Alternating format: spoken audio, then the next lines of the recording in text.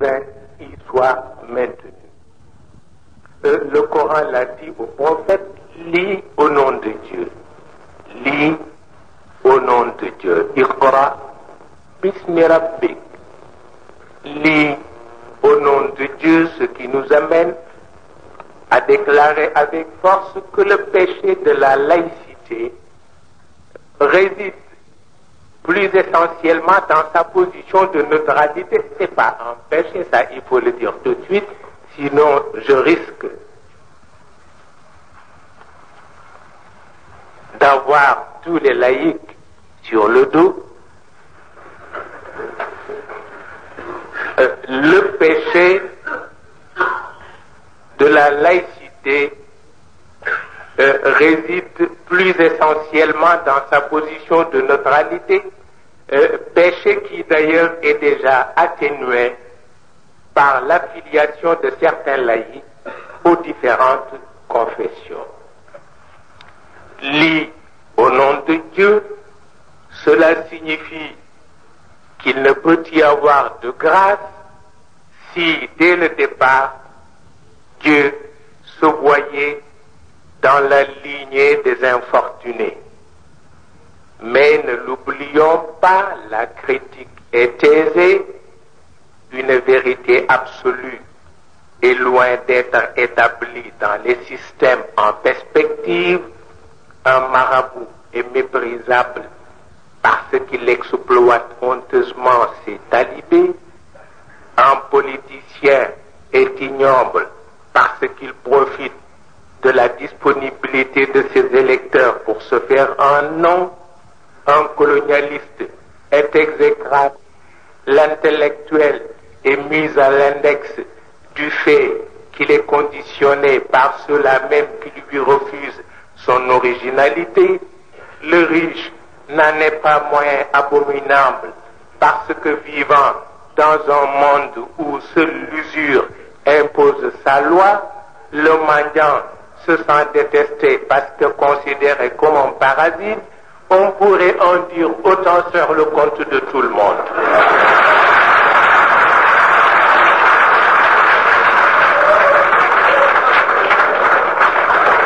Et une chose est certaine, c'est que les grands de la critique rejettent parfois sur autrui leurs propres doutes.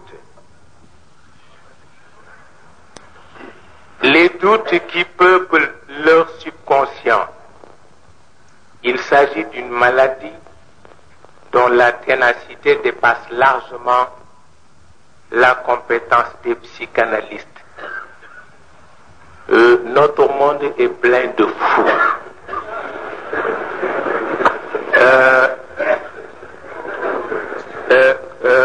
Khrouchtchev l'a dit un jour au président Nasser, c'est le président Nasser lui-même qui m'a raconté cette petite histoire.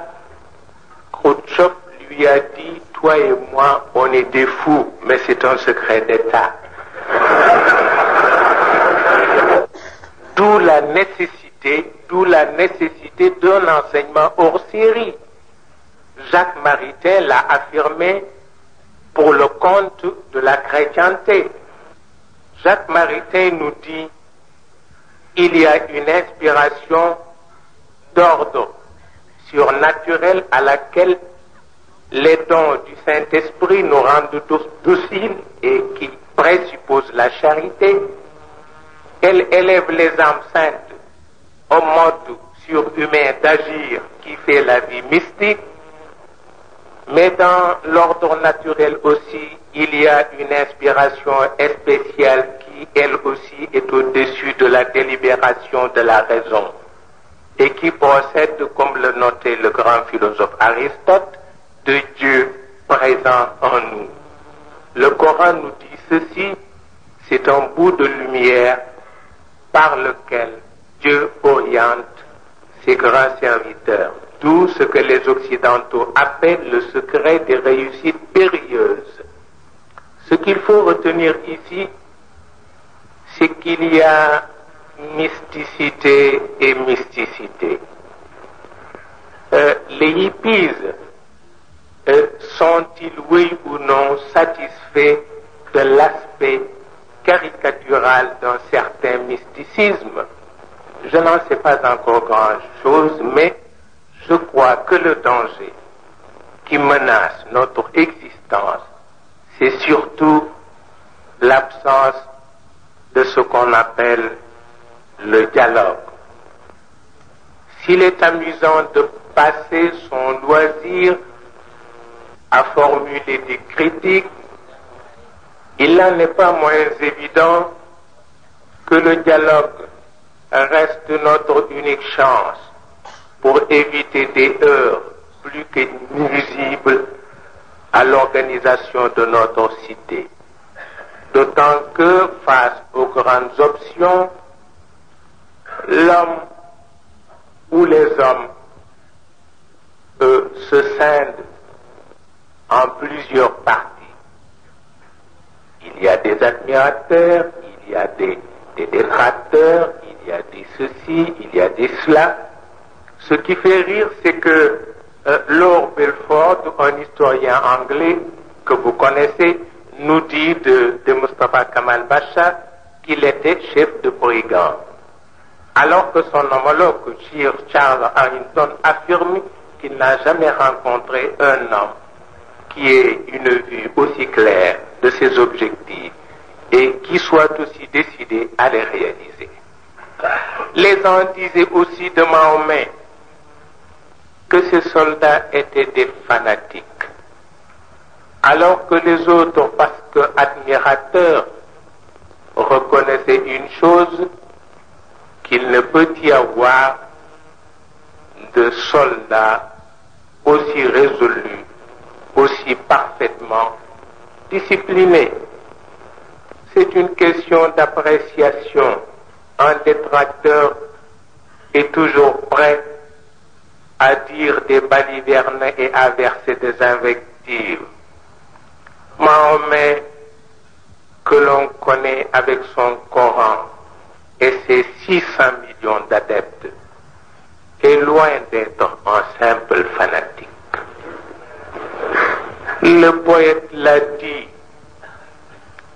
sa vie, son recueillement, ses blasphèmes héroïques contre les superstitions de son pays, son audace à affronter les fureurs des idolâtres, sa constance à les supporter 15 ans à la Mecque, son acceptation du rôle de scandale public et presque de victime parmi ses compatriotes, son éloignement, enfin, sa prédication incessante, ses guerres inégales, sa confiance dans les succès, sa sécurité surhumaine dans les revers, sa longanimité dans la victoire, son ambition toute d'idées, nullement d'empire,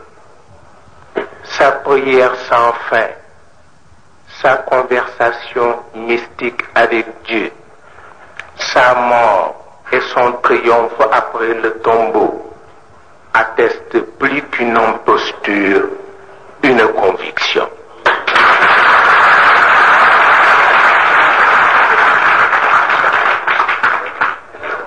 Ahmed Tidiane Sy yal na nga fi yàgg ci barke Cheikh Al Khalifa yal na nga fi yàgg. Donnant la puissance de restaurer un dogme. Ce dogme était double. L'unité de Dieu et l'immatérialité de Dieu. L'un disant ce que Dieu est, l'autre disant ce qu'il n'est pas. L'un renversant avec le sabre les dieux mensongers, l'autre inaugurant avec la parole une idée. Philosophe, il l'était. Orateur, il l'était. Apôtre, il l'était.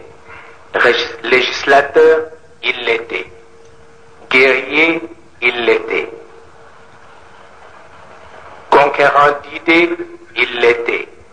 Restaurateur de dogmes, d'un culte sans image, il l'était. Fondateur de 20 empires terrestres et d'un empire spirituel, voilà Sayyiduna Muhammad.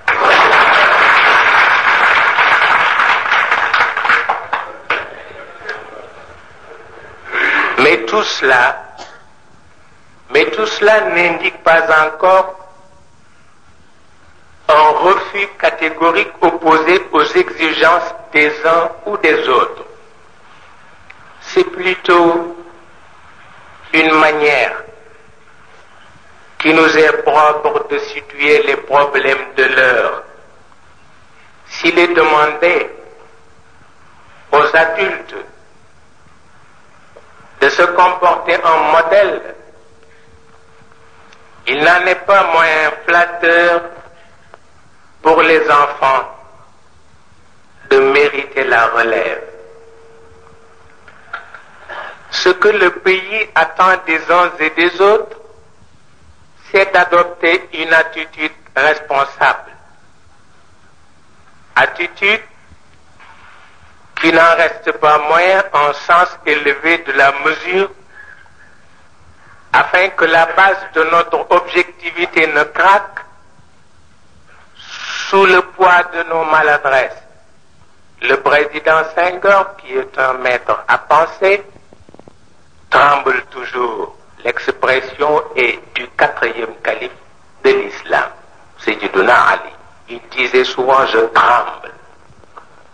Pourquoi? Parce qu'il a pris conscience de la destinée du monde.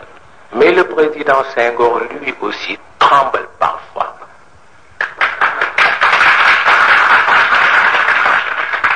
Quand il se rend compte qu'en Afrique, certains responsables ont tendance à écarter purement et simplement le sens de la mesure pour ne laisser à la place qu'un sentiment primitif d'orgueil.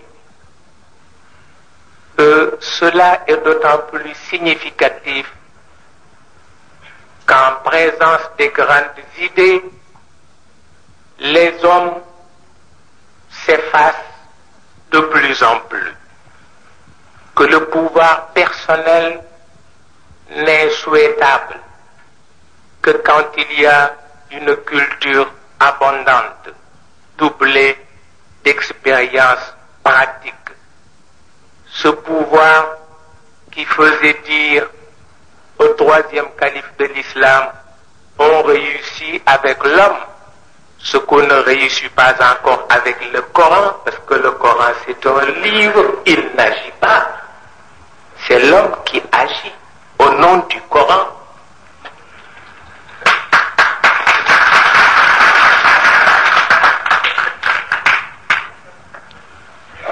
Ce à quoi on assiste aujourd'hui chez les pays suffisamment développés, c'est l'inverse. Ils préfèrent référer aux grandes idées afin que la chute d'un homme ne leur soit fatale. Le général de Gaulle n'a-t-il pas prévu quelque part dans ses analyses politiques et philosophiques la disparition du pouvoir personnel en Europe? Il a appelé ce phénomène carence d'autorité, considéré comme un signe de notre époque. Et c'est toujours le principe de la succession des réalités chères au Coran qui revient au galop.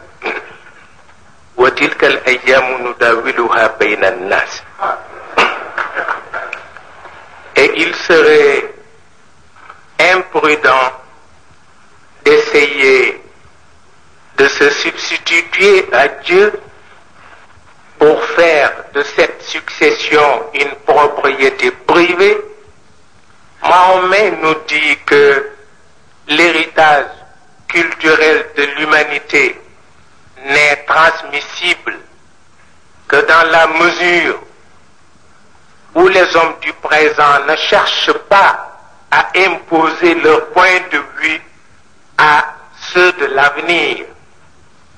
Il se peut, dit-il, que le transmetteur soit moins doué que le récepteur. رب حامل فقه غير فقيه ورب حامل فقه إلى من هو أفقه منه.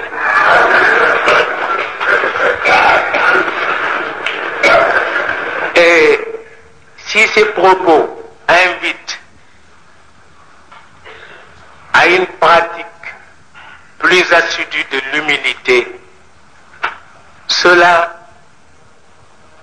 n'entamerait en rien notre admiration pour tous ceux qui, Européens, Africains, participent avec efficacité à l'édification de ce que notre ami, le président Senghor, appelle la civilisation de l'universel. Comme je l'ai souligné au cours d'une discussion, les musulmans ont ceci de curieux, qu'ils se plaisent à qualifier la civilisation occidentale d'antireligieuse. Ils disent que cette civilisation n'opère que pour le compte du matériel, et cela au détriment de toutes les qualités humaines sans lesquelles la société actuelle ne se présente que comme une cité de barbarie. J'ai dit alors qu'à force d'imitation et de compétition, tous les autres continents connaissent la même euphorie pour le bien-être, avec bien sûr moyen de franchise et beaucoup plus de maladresse. Que le mérite de cette civilisation, c'est d'abord son réalisme et son attachement au principe du savoir et d'un savoir précis. Quelqu'un de grand l'a déjà affirmé, tout ce qui est imprécis est antiprogressiste. Et le Coran l'a dit, s'il vous manque quelques éléments d'appréciation, ne jugez pas. Si vous ignorez tout, adressez-vous aux gens de la connaissance. Nous sommes donc pour un islam débarrassé de toutes les traditions archaïques. Cheikh Al-Hajj Malik l'a dit, les traditions religieuses du Sénégal se sont transformées en petits monstres. Et ces monstres-là, ils ont des crocs, des canines.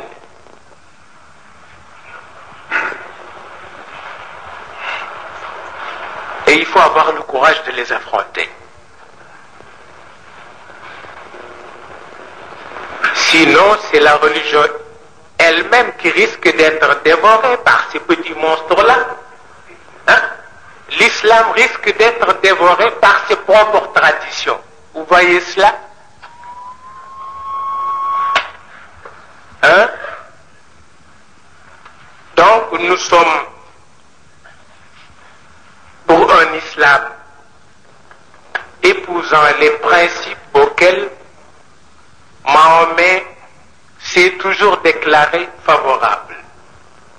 Bien sûr, nous vivons à une époque où les contradictions semblent amuser les grands esprits. J'ai un ami oriental et musulman qui, après avoir passé une bonne partie de son existence en Europe, et qui, séduit par le mode de vie des Européens, continue de nous mettre en garde contre le danger que représente pour le tiers-monde l'Occident et ses démons de modernité. Vous voyez jusqu'où peut mener la démagogie des gens. Un oriental musulman qui se fixa à Londres, qui a épousé une Anglaise et qui par-dessus le marché se comporte comme un gentleman britannique, ce n'est pas cet homme-là qui va nous dresser contre les méfaits de la civilisation européenne. Et pourtant, les historiens savent une chose, que les Occidentaux restent les continuateurs de la mission dont les enfants de l'Orient ont été longtemps les seuls détenteurs. Bamad l'a dit avec juste raison, la direction du monde ne peut être la propriété continuelle d'aucune puissance. L'Europe, qui la détient aujourd'hui, ne la gardera peut-être pas toujours. Et vous allez maintenant vous rendre compte de ceci, que durant mon exposé et au nom de l'islam, j'ai accordé la priorité à l'élan universaliste des grands principes qui gouvernent le monde. Que les valeurs spécifiques ne font pas encore de ma part l'objet d'une analyse sérieuse. Vous pouvez être rassurés, mes chers frères, je n'ai la moindre prétention de sous-estimer telle ou telle valeur parce qu'elle est spécifique. Mon intention est plutôt de prévenir une certaine tendance à l'aliénation. S'il est important pour négro-africains que nous sommes de lire un Senghor ou un Césaire, il n'en est pas moins un devoir pour nous d'appliquer leurs principes avec le sérieux que cela exige. Quoi de plus triste que de se laisser aliéner par ses propres valeurs? J'ai eu l'occasion de le souligner, les chercheurs occidentaux eux-mêmes risquent de se perdre dans cette quête d'authenticité qui apparemment les passionne chez les Africains. Est-ce pour nous aider à nous développer harmonieusement ou n'est-ce que pour nous encourager à rester dans un état perpétuel de sous-développement? Ils ont cette habileté qui consiste à entourer un problème de tous les détails du monde, comme pour en détourner l'attention de tout le monde, pour parler d'une mesure gouvernementale tendant à protéger la famille sénégalaise. Il leur faut étaler toutes les qualifications dont la dot fait l'objet de la part de 1000 dialectes locaux. Pour eux, c'est une question de loisir ou plus précisément de paternalisme. Et ce qui est curieux, c'est qu'avec tout cela, ils se réclament de l'amour du continent. Psychologiquement et même psychanalytiquement, ce symptôme peut être jugé dangereux, car s'ils ne font pas attention, ils vont devenir, par la force de contamination, plus que des sous-développés.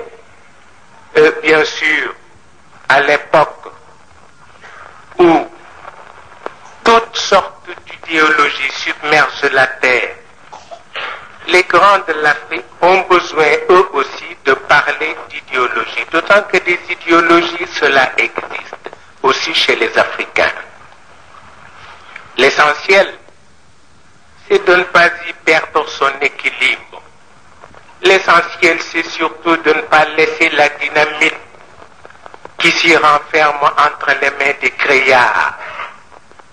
J'en ai parlé l'autre jour avec un responsable du gouvernement. Sainteté n'est point synonyme de maraboutisme. Authenticité n'est aucunement synonyme de griotisme. Il m'est souvent arrivé de secouer les marabouts. Aujourd'hui, je vais m'efforcer de poser cette question sur le comportement de certains cadres face à l'intransigeance hautaine de certains griots.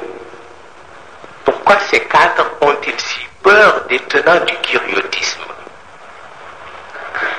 L'on ne peut pas ne pas se le demander, d'autant que la logique de ces dispensateurs de gloire est complètement révolue. Nous ne sommes plus à l'époque des Damel et des Bourbons. Mais comment leur reprocher cette attitude alors qu'il s'agit d'une astuce sociale dont le propre est d'éterniser la médiocrité par l'asservissement des grands cerveaux? J'aurais proposé la mise en place d'une brigade spéciale en vue de mettre en terme à ce fléau plus redoutable même que la peste.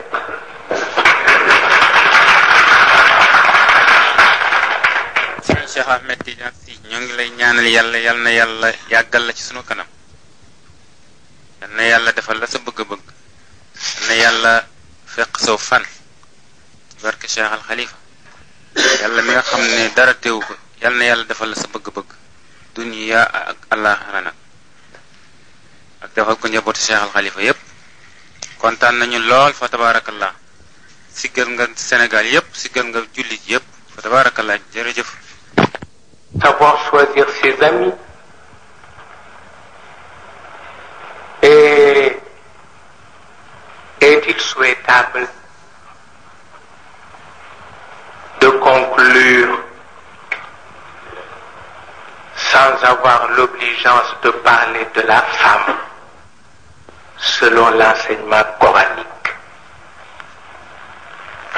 Pour le Coran, la femme ne se distingue de l'homme que par l'effet d'une parturition par la maternité. Dieu seul est dépositaire de vos actes. Que vous soyez homme ou femme, il ne saurait rester indifférent à l'égard de vos mérites. Dieu n'entend la vie d'un couple que par la complémentarité. Adam, ou c'est un homme ou c'est un symbole, mais Adam œuvre sans relâche pour la reconquête de l'autre moitié de son moi, incarné par une femme, par la femme. On connaît l'histoire des deux parties formant un grand tout. Religieusement et philosophiquement, cette reconquête de soi pose de nombreux problèmes. Des problèmes à la fois éthiques et esthétiques. Là où l'érotisme refuse la mauvaise grâce de la pornographie, c'est le Verbe toujours puissant et vivant de Dieu qui ça et là retrace ce qu'est l'espace d'une existence. L'interpréter autrement serait créer un faux problème. Les faux problèmes existent chez nous, dans l'islam, la polygamie, l'alcool, tout cela, c'est des faux problèmes. Mais on m'a écrit, on m'a injurié, on m'a dit, vous avez dit l'alcool c'est permis, la polygamie est interdite, etc., etc. Mais vous voyez, c'est curieux, parce que le tchèque, c'est pas interdit dans le Coran.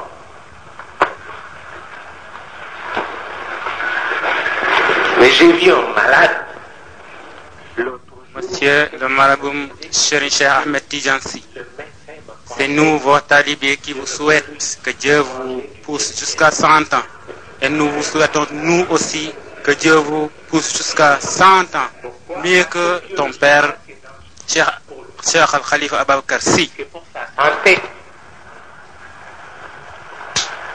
Mais ce qui est valable, biologiquement, peut l'être aussi socialement et même religieusement. C'est toujours ça. Au gouvernement, aux responsables, de jouer leur rôle. Ils sont les médecins du pays.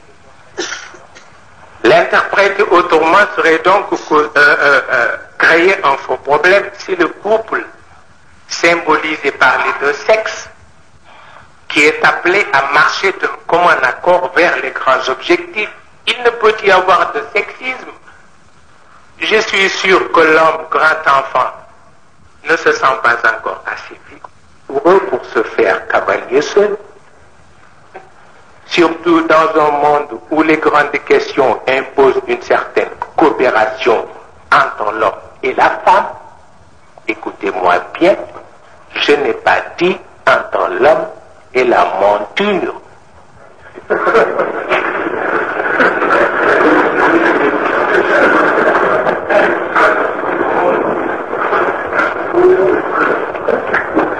Je n'ai pas dit entre l'homme et la